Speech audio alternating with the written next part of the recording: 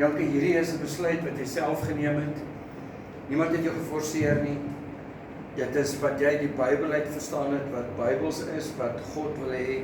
Jy moet jou bekeer en dan jou laat doop.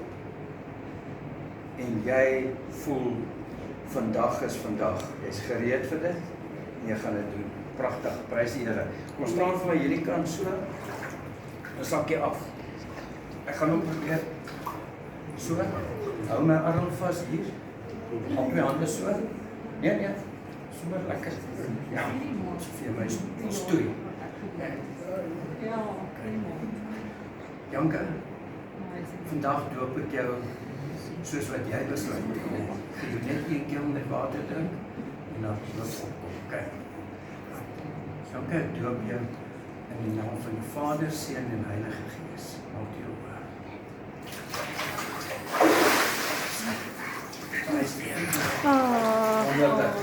Awesome. Net so, die mense, Julle mag maar as jy hande klap, loes, my hulle hande is is hulle hou gebrein. vir jou kant.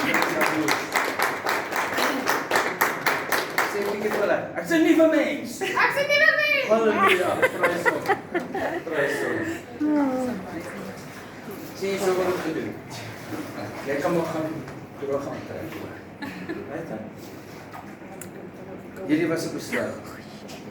En ek is seker jy het hier binne in jou die Heilige Gees gevoel en beleef wat jou hierdie besluit help neem het, is ek reg. Ja.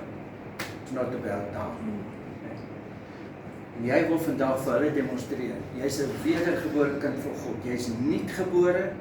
As die dag as jy aan die graf afgaan, gaan jy opstaan. Nee, ja. Alles is in 'n nuwe liggaam. Prys op. Kom ons draai so. Sak ook af op jou knieë. Sy is baie braaf met hierdie koue water. As jy nie goed kan swem nie, moet jy reg. Ag jy een keer net onder dompel en hy sê vandag doop ek jou in die naam van die Vader, in die naam van die Seun,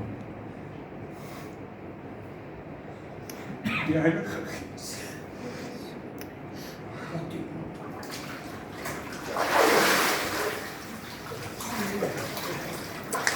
Yes, hallelujah.